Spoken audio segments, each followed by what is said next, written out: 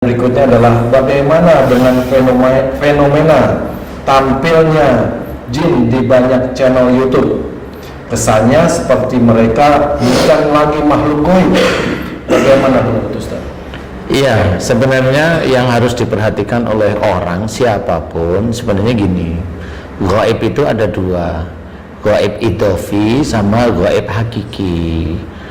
Gaib idhofi itu kayak mamanya zamannya Rasul tidak ada pesawat terbang, sekarang sudah ada, itu idhofi. Gaib itu sesuatu yang belum ada pada waktu itu, ada di berikutnya, itu idhofi.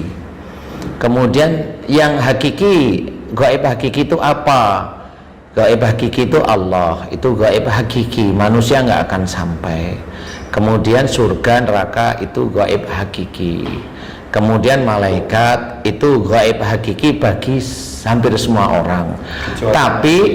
Kecuali Nabi Rasul itu beda. Nah, inilah yang harus dibedakan. Jadi gaib hakiki bagi orang, tapi gaib hakiki belum tentu bagi Rasul. Contoh aja. Kita membuka diri. Pada waktu Rasulullah perang Badar, Allah menurunkan, jelas sekali di dalam Al-Quran, Allah menurunkan para malaikat untuk membantu Rasulullah. Dan musuhnya melihat malaikat itu temannya Rasul, itu melihat. Padahal itu gaib hakiki. Tetapi atas izin Allah, para sahabat Rasul yang berperang itu tahu itu malaikat. Para musuh Rasul, mereka tahu itu bantuan dari Allah. Nah, inilah yang harus kita pikirkan, bahwa Allah itu punya cara untuk mengetahui. Itu Allah punya cara. Siapa orang yang dipilih untuk mengetahui, itu haknya Allah, bukan hak kita. Bukan kita menyalah-nyalahkan orang lain. Ya nggak bisa seperti itu. Kita lihat dari perang Badar itu sudah diketahui bahwa, nah itu haknya Allah. Sahabat Rasul mengetahui ada malaikat yang diturunkan, yang jelas berperang. Menurut beberapa pengamatan, menurut cerita, pedangnya para malaikat yang turun membantu Rasulullah itu belum sampai kepada tubuh lawannya, kepada musuh-musuhnya Nabi, itu sudah terpotong. Nah, belum sampai tertusuk. Sudah terpotong. Nah, itu haknya Allah di situ. Jadi kenapa itu terlihat? Lah itu haknya Allah, nggak bisa dijawab yang seperti itu. Padahal kita banyak dari sebagian ulama mengakui bahwa malaikat itu gaib yang hakiki bagi sebagian manusia, tapi menjadi idhofi atau nyata bagi Rasul atau Nabi. Nah, harus dibedain nih. Jadi orang itu tidak boleh asal omong, juga nggak bisa asal omong, dia bertanggung jawab nanti di akhirat, ya. Nah, kemudian bagaimana dengan keberadaan sekarang jin itu di channel YouTube kok banyak? Lah ya itu karena jin itu gaib idhofi, makanya itu kelihatan. Yang dulunya itu diceritakan goib terus menerus, itu kan bagi mereka yang nggak lihat. Lah kalau sekarang di YouTube dilihat, ya memang begitu. Jadi hati-hati, apalagi sudah berstatement dengan omongan yang emosional, dengan menjustifikasi orang lain itu harus begini, harus begini. Dia harus belajar sebenarnya. Makanya kalau orang jangan merasa benar. Kalau Allah mau berhak silahkan, haknya Allah mau kemana silahkan, itu hanya Allah. Kita itu nggak ngerti. Sekarang channel YouTube banyak sekali channel YouTube seperti itu. Jin itu bisa muncul, nanti hilang di titik itu.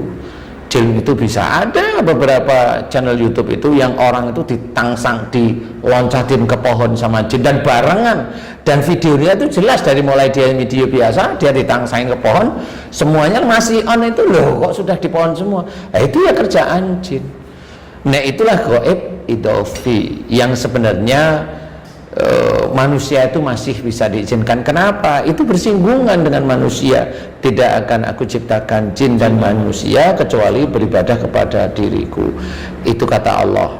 Jadi sebenarnya jin dan manusia itu berdekatan. Cuma memang ada orang yang tidak atau belum diizinkan oleh Allah Ta'ala melihat jin, itu hanya Allah. Sama seperti orang terlahir normal seperti kita, tapi kan ada orang yang terlahir cacat. Kalau ada orang yang bisa melihat jin, kita benci, kita ngomong yang nggak karu-karuan. Lah kalau orang yang terlahir cacat itu mau diapain? Kan orang yang begitu juga akan bilang, ya kalau cacat itu kan kasihan. Lah kenapa kalau kamu itu lihat teman-teman yang lain itu kok kamu nggak kasihan, kok kamu itu malah maki-maki, kamu itu omong yang kasar. Nah ini harusnya diperhatikan bahwa sebagai seorang manusia muslim, dia harus belajar taat pada Allah Ta'ala. Ngomong pun harus ditata. Kalau dia salah, dia bertanggung jawab di akhirat kelak. Kalau dia merasa benar, dia akan bertanggung jawab di akhirat kelak. Karena apa? Kalau memang menganggap orang itu cacat yang bisa melihat jin, nggak apa-apa. Tetapi solusinya apa? Solusinya diiniin namanya. Yakin itu bisa selesai. Yakin bisa selesai. Orang terkena sihir, diginiin kata mereka. Yakin itu bisa selesai. Kan gitu pertanyaannya. Jangan sombong dengan yang seperti itu. Semua yang punya hak itu Allah. Jangan sombong. Kenapa? Karena kalau tidak terjadi, apa sebenarnya? Apa yang mau disombongkan kalau tidak terjadi? Yang bisa menyelesaikan itu adalah Allah. Nah, inilah yang harus kita ketahui, bahwasanya kalau dianggap orang yang melihat jin itu cacat, seperti manusia yang cacat, ya harus dicari solusinya. Bukan dihujat, bukan di ini, bukan seperti itu. Lah kalau pertanyaan saya balik, apakah orang itu ada jinnya apa enggak? Bisa dia nggak jawab? Bisa nggak dia jawab? Nggak paham ya. Kita kan pernah ngobrol dengan Ustadz Zaki, dia yang kopi dengan durian itu jin semua di dalam hati sama pikirannya. Mutak. Iya, itu yang mempengaruhi. Dia nggak suka sama durian, lihat bentuknya durian langsung mutak, langsung mual mutah. Itu apa? Itu jin sebenarnya. Lah kalau kita bilang itu jin, kemudian ya kalau mau diselesaikan ya silahkan. Bisa nggak? Kan pertanyaannya begitu. Jangan asal bilang oh ini bisa diginiin. Yakin bisa. Yang punya hak bisa, dan pasti itu Allah. Kita itu hanya berusaha. Nah inilah yang harus disadari. Kalau seseorang dia menganggap bahwa dia bisa, dia bertanggung jawab besok di akhirat. Bisa benar apa tidak, atau apa yang dia lakukan sebenarnya adalah dia menjadi munafik bagi dirinya sendiri. Karena apa? Karena di dalam tubuh manusia, semua manusia di dunia ini, jin itu banyak jumlahnya, banyak jumlah manusia. Jin itu nggak cuma masuk melalui amalan mantra, enggak. Jin itu bisa masuk melalui emosi, marah, sedih yang berkepanjangan, nafsu yang berkeinginan, marah. Coba kalau ada teman-teman kita, saya bilang teman-teman kita, dia mau melakukan jin, dia maki-maki jin, itu marah, itu jin itu masuk. Emang jin yang di situ nggak masuk, tapi jin yang di luar masuk ke dia. Sadar dia? Nggak tahu lah. Kenapa dia nggak tahu? Lah karena otaknya di sini merasa benar. Nggak bisa seperti itu. Dia harus belajar beneran yang seperti itu. Referensi itu tidak bisa satu. Kenapa tidak bisa satu? Contoh, kita belajar agama satu sisi, satu umpamanya kita belajar, bisa aja kita belajar dari Ustadz Adi Hidayat yang hebat di dalam hafalan Quran, ya itu harus belajar. Umpamanya belajar dengan Ustadz Abdul Somad, beliau hafal dengan berbagai hadis, itu kan beda-beda. Tapi kan nggak bisa kemudian ustadz yang lain, umpamanya kita itu hanya cuma saya dengan ustadz ini aja, yang lain enggak. Ya kan nggak boleh seperti yang lain di luar ini langsung bid'ah, ditolak. Enggak seperti itu. Ini manusia semua, masih ada kekeliruan, masih ada kekurangan, masih ada salah di hadapan Allah Ta'ala. Nggak bisa seperti itu. Apakah yakin dengan mengikuti satu orang, dua orang yang dia sebarkan melalui video, yakin orang itu benar? Yakin orang itu benar? Kalau saya tetap tidak. Kenapa? Saya bilang kebenaran itu milik Allah Ta'ala. Sebagai seorang manusia, tidak ada kebenaran kecuali tingkah lakunya dia mencerminkan dia betul-betul seorang yang membawa kebenaran. Kan beda. Orang membawa kebenaran itu beda, menenangkan, paham, mau ada cegojolak itu benar-benar meredam pun dengan kata-kata yang baik. Nah, di sini harus diketahui bahwa jin itu memang bisa dia muncul di layar YouTube dan sebagainya. Itu normal menurut saya. Dari dulu saya nggak pernah ini, normal kok itu. Menurut saya normal. Kalaupun malaikat itu muncul normal, tapi tinggal siapa orangnya yang bisa melihat malaikat. Hanya gitu aja kalau saya lihat momennya, oh ini orang ini kayaknya imannya bagus, ya monggo silahkan. Kalau saya protes, enggak, saya protes. Kali memang Allah memberikan pada dia, kali kalau saya. Paling tidak yang sakaratul maut ya. Ya tanya lah yang sakaratul maut, enggak tahu juga. Oh sakaratul maut selesai lah, mau tanya lihat malaikat kagak? Kan ngerti. Iya. Nah, disinilah sebenarnya susahnya kita. Jadi kita harus belajar dewasa, kita belajar untuk untuk memahami bahwa ilmu itu harus dikaji terus menerus. Orang kan tidak pernah tahu kenapa orang bisa sakit. Coba orang berpikir enggak, orang yang katanya dia itu enggak ada jin, atau katanya dia bersih. Kalau saya jawab jujur nih bagi guys nih, sedulur dan sebagainya, kalau saya jawab jujur, orang yang sakit ini jujur saya jawab, sebenarnya orang tersebut itu ada jin di titik sakit. Di titik sakit itu ada jin. Nah, jin yang mana di titik sakit itu? Jin di titik sakit itu adalah dia masuk dulu, dia melakukan perilaku yang salah, keluar dari jalur agama, keluar dari jalur syariat, keluar dari jalur sunnah Rasulullah, sehingga kesalahan itu bertumpuk dan jin itu masuk di titik itu. Salah satunya adalah kenapa saya menjawab, kalau seseorang itu sakit di punggung bagian bawah, di tulang ekor, di daerah-daerah dekat situ, itu selalu hampir sama, menyimpan marah dengan tinggal umur. Kalau umur di bawah 45 dengan orang tua, kalau umur di atas 45 dengan pasangan. Kenapa itu seperti itu? Karena memang jinnya itu di titik itu, dia gerombolnya. Nah, di titik itulah sebenarnya mereka tidak akan pernah paham. Saya cerita sekarang, itu jin. Tadi kan ini belum selesai loh. Step by step gitu tuh. Itu kalau di slow motionnya itu begitu. Mas Bobi, ya saya kan sering nonton tuh acaranya Mas Bobi ya sama Pak Ustadz Siraman Kolbu.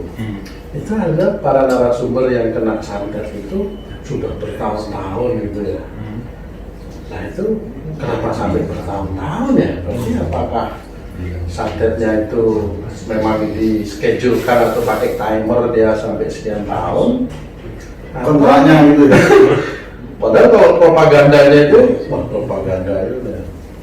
Pengumumannya itu dukun saja promosinya sekian hari, sekian minggu, mana Mati. bertahun-tahun. Kira-kira bagaimana itu Pak Ustadz ya? Sampai Saya lama. nggak habis pikir. Karena ya memang itu santet itu sama seperti orang terkena duri. Jadi tidak suddenly. Tergantung.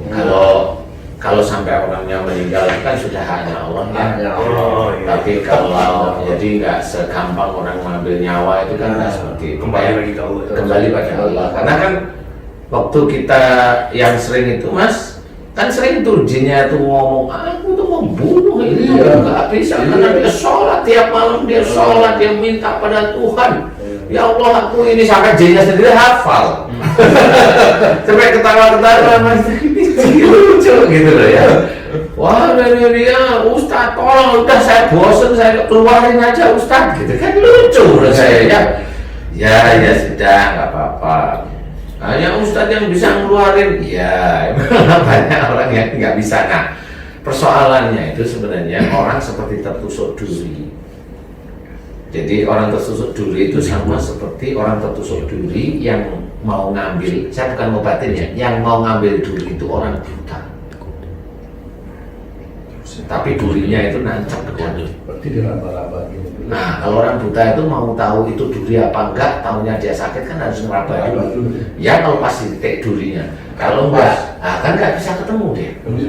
Nah, inilah persoalannya. Dan kalau orang itu hanya cuma ke orang pintar atau ke dukun atau ke orang yang sama seperti kita, kelihatannya dia ustadz, kelihatannya dia kiai, kelihatan dia itu seperti orang yang hebat, namanya orang-orang yang hebat, yang merasa dia itu paling hebat, ngobatin paling benar, paling baik, paling ini, dia itu nggak tahu sebenarnya. Tanyain aja, tahu nggak kamu itu sebenarnya cara ngobatin sihir itu, tahu nggak? Istilahnya kalau kita bekerja itu kan punya itu apa namanya? Juklak. Apa yang harus SOP? Apa yang harus kita kerjakan itu kan yang pertama kalau mau bikin bangunan ya boplang dulu, kemudian gali dulu pondasi, kemudian setelah itu baru nanti pondasinya, baru kolom-kolomnya, kan seperti itu ya kerja. Yang terjadi kadang kalau kita analogikan nih, misalkan seperti tertusuk duri gitu ya. Kita analogikan orang-orang pintar atau artis yang lain gitu ya, itu kayak memasukkan lagi benda, tujuannya untuk ngambil duit itu patah di dalam alatnya gitu. Kalau jadi kayak nambah bengkak gitu. kalau saya itu bukan seperti itu. Yang sering saya amati itu nggak seperti itu, Mas. Jadi yang saya amati adalah duri yang tertusuk itu akan tertusuk duri lagi sebenarnya. Karena dia juga nggak ngerti, pakai itu apa sih, ngerti nggak ilmu sendiri itu, tahu nggak? Kan dia nggak ngerti jenis ilmunya itu, dia sendiri itu nggak ngerti sebenarnya. Jadi karena ilmunya nggak ngerti, ya akhirnya orang buta di depannya ada sesuatu yang dia sendiri nggak tahu itu apa di depan kamu, ya sebenarnya dia jujur nggak bisa jawab. Tetapi kalau dia orang butanya sok pintar, jadi jawab aja, becak, kan gitu. Apa di depanmu? Oh kayak ya kan asal jawab aja. Kalau orang sok pinter itu kan begitu, dia nggak tahu. Pokoknya saya kerjakan menurut guru saya itu begini, kerjain lah. Nah, guru itu tahu nggak namanya sihir itu? Kan gitu. Karena antara sihir dengan jin menempel ini beda. Sihir dengan jin yang masuk menyukai beda, sangat beda, seperti itu. Ilmunya sendiri, coba kalau memang dia ditanyain, kalau ilmu bisa nggak dia lepas? Nggak bisa, dia nggak ngerti. Asal aja dia baca, dipikir hilang. Enggak. Coba dia tanyain orang-orang yang sok pintar itu, nggak bisa. Orang itu mempelajari sesuatu tanpa tahu tujuan yang dipelajari itu apa gitu, Bang. Orang itu bukan mempelajari sesuatu, orang itu mengkloning. Kan beda, mempelajari sama mengkloning itu kan beda. Mengkloning itu hanya mengikuti karena itu hanya bacaan. Ini biasanya turun temurun tuh ya. Iya. Gurunya juga begitu. Gurunya juga begitu. Ini kalau ada gini-gini baca. Baca ini mamanya. Ya. Ini untuk ini, padahal kalau ditelaah lagi literatur bahasanya mungkin bukan untuk itu. Bukan untuk itu gitu. Tapi dia ya digebiah-gebiah aja seperti itu. Ya sekarang saya ngerti kenapa banyak orang yang berpikir bahwa Ustadz Danu itu pakai jin. Apa coba? Kalau menurut saya nih Pak Ustadz ya, di banyak tempat banyak sekali ustadz atau kiai atau bahkan lebih daripada itu yang melakukan praktik seperti itu banyak. Pengobatan. Orang percaya bahwa ini tuh, oh ini pengobatan yang islami banget. Pertama menurut saya karena struktur doanya itu pakai bahasa Arab. Menurut saya nih Mas. Yang pertama nih tadi, kalau menurut saya nih struktur doanya pakai bahasa Arab, jadi dipikir bahwa oh ini bener nih islami banget. Karena syar'i kan. Karena paradigma masyarakat kita mau tidak mau seperti itu. Kalau menurut saya. Dan kalau Pak Ustadz sebetulnya kan doanya kan menggunakan bahasa Indonesia, tapi memang sesuai dengan apa yang dialami oleh narasumber kalau menurut saya, oleh pasiennya.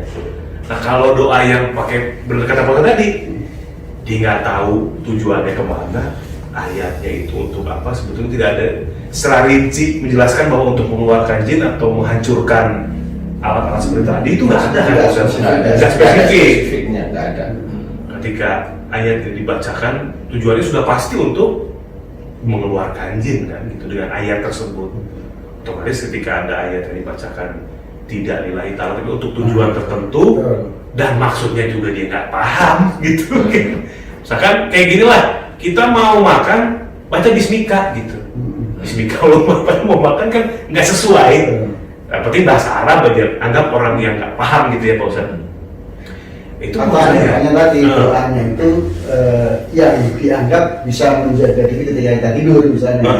Nggak salah doa nih, tapi doanya benar itu bukan Allah yang melindungi kita tapi dianggapnya bahwa doa yang dibaca itu Doanya itu benar Pak Haji. doanya dengan bacaan itu Terlindungi nanti.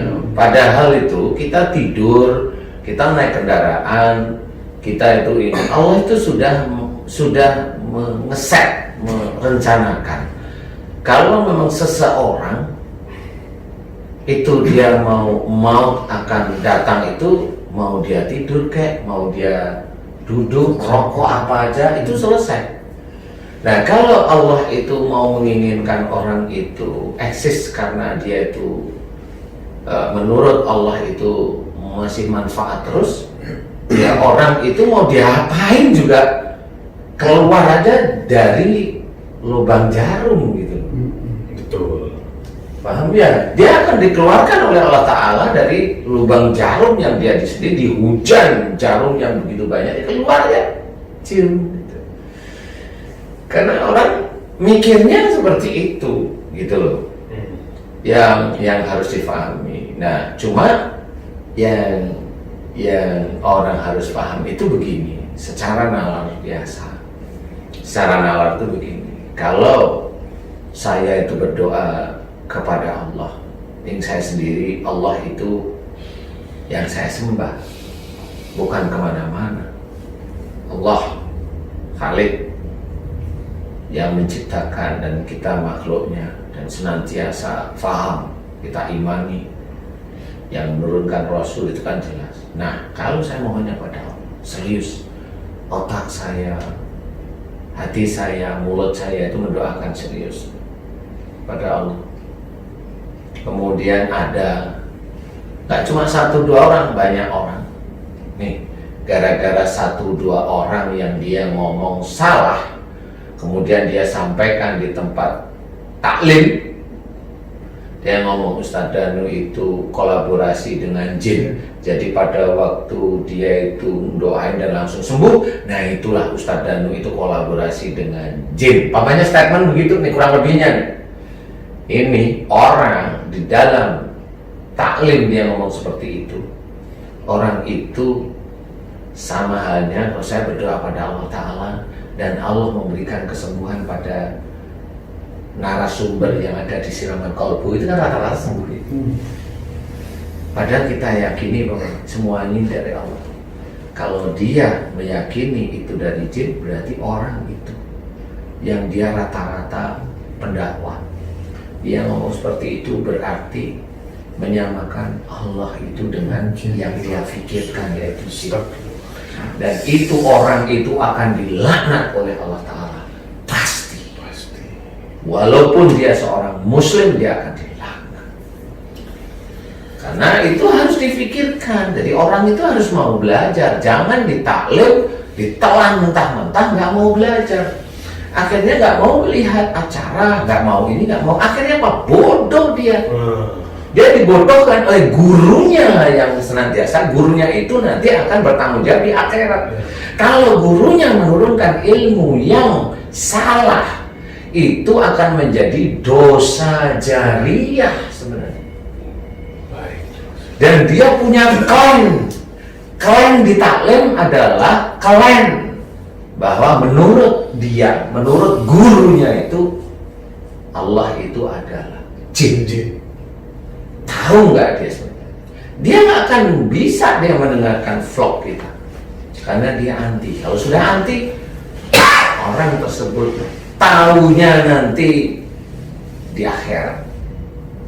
Setelah dia bilang saya menyebarkan kebenaran, wahai Allah, malaikat bilang bohong, yang kamu sebarkan itu adalah fitnah dan dosa. Malaikat menjawab seperti itu. Masuklah dia ke neraka. Selama ini amal solehnya hilang. Itu ada dalam surat An-Nahl. Itu orang nggak tahu sebenarnya. Makanya kalau saya yang begitu-begitu, saya cengar-cengir, kenapa? Lo yang begitu itu kan saudara saya. Sama-sama mengucap asyhadu an la ilaha illallah wa asyhadu anna Muhammadar Rasulullah. Kalau dia mengucap begitu, ya itu saudara saya. Ustaz Danu itu kan difitnah oleh mereka. Biarin, nggak apa-apa, dia belum dapat hidayah kok. Dia gitu aja. Nggak klarifikasi apa? Wong ini sama-sama muslim, ya sudah nggak apa-apa. Beliau, menurut beliau lebih pandai. Kan nggak bisa dibicarakan kalau sudah begitu. Nah, inilah yang harus hati-hati. Nah, kalau seperti ini terus berlanjut, inilah yang namanya dalam salah satu hadis Bukhari Muslim bahwasanya ada banyak muncul fitnah di sekitar rumah kita. Rumah kita itu Islam. Nah, ini sudah banyak fitnah. Berarti itu adalah tanda akhir zaman. Makanya saya nggak mau jawab karena apa? Ya karena dia saudara saya yang jelas. Yang jelas lagi bahwa dia tidak sadar bahwasanya apa yang dia lakukan itu menjadikan dosa saya diambil oleh mereka.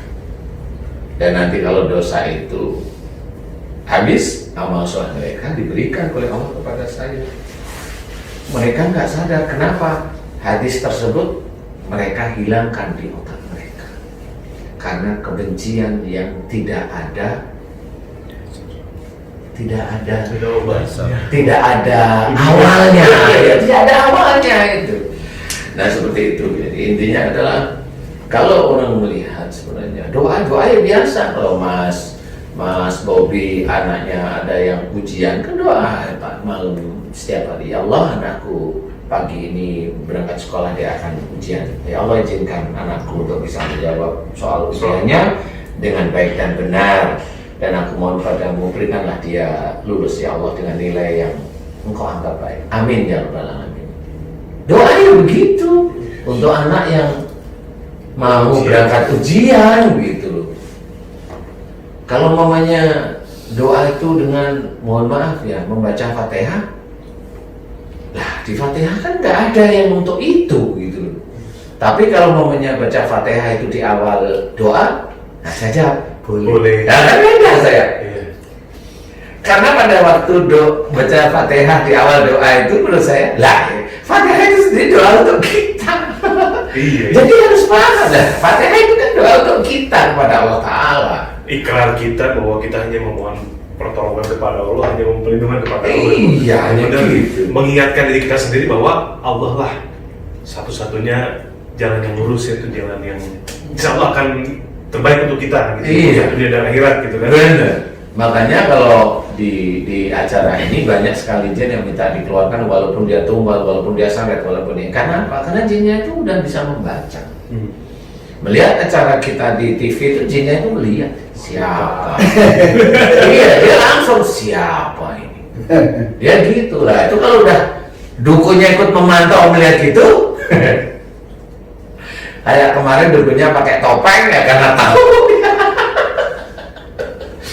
Ya dukunnya sampai ketakutan dia pakai topeng. Nah, di situ sebenarnya dukunnya tahu ini saya menghadapi ini nih. Nah, dia mau nyoba sebenarnya. Dia belum pernah tahu. Tapi ya itu tadi kita gertak aja dukunnya. Aku bikin cacat anakmu.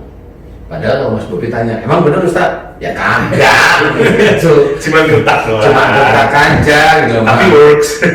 Kamu berapa? Iya, pas punya anak betulnya. Iya, untuk pas punya anak. Dukunnya sendiri kan kamu jangan Ustaz kan gitu.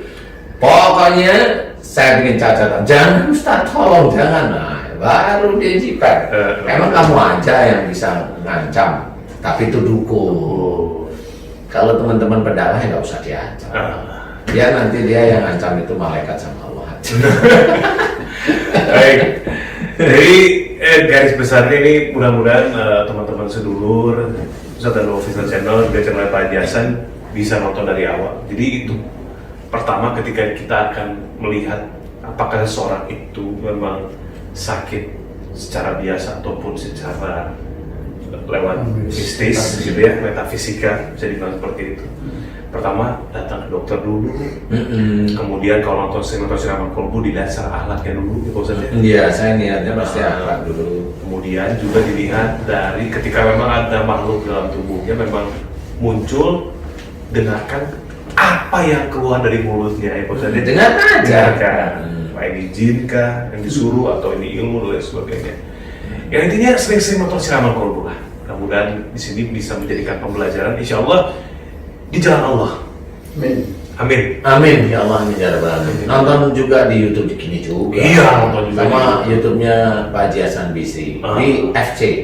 Hasan Basri.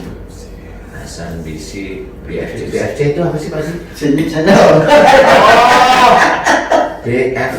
Loh kok F-nya apa? F-nya apa? Hasan Bisi. Hasan BFC. Hasan Bisi Fans Club. Fans Club. Oh, paham sekarang ya. Itu rahasia yang saya belum pernah ketemu. Tapi nggak tahu benar apa nggak. Hasan Bisri Fans Club. Bonafit kolega. Jadi Hasan di situ seorang kolega yang bonafit. Amin ya Allah. Alhamdulillah, mudah-mudahan ini jadi manfaat untuk semua yang menyaksikan konten ini, yang menonton, baik juga untuk kita yang ada di sini semuanya, mudah-mudahan jadi manfaat, jadi pembelajaran untuk kita. Nah, mungkin kedepannya nih Pak Ustadz, seumpama nih ada praktisi katakanlah dukun mau ketemu Pak Ustadz, mau ngobrol atau mau lebih membuktikan bahwa apa yang dia lakukan ini semuanya selama ini adalah salah walaupun ini tuntunan dari pendahulunya gitu. Bisa Pak Ustadz ya? Boleh, nggak apa-apa, ngobrol aja. Nomor ini Di vlog ya? di vlog nanti Boleh. bikin konten seperti ini untuk ilmu Pak Ustadz ya, untuk Iya. ilmu bahwa semua yang terjadi ini atas izin Allah dan semuanya harus sesuai dengan syariat, begitu. Ya, intinya mau kembali ke jalan Allah. Itu dia. Jangan pansos. Ya, jangan pansos dan kembali ke Allah. Terima kasih sudah menyaksikan konten ini, mudah-mudahan bermanfaat. Akhirul kalam, wabillahi taufiq wal hidayah. Wassalamualaikum warahmatullahi wabarakatuh.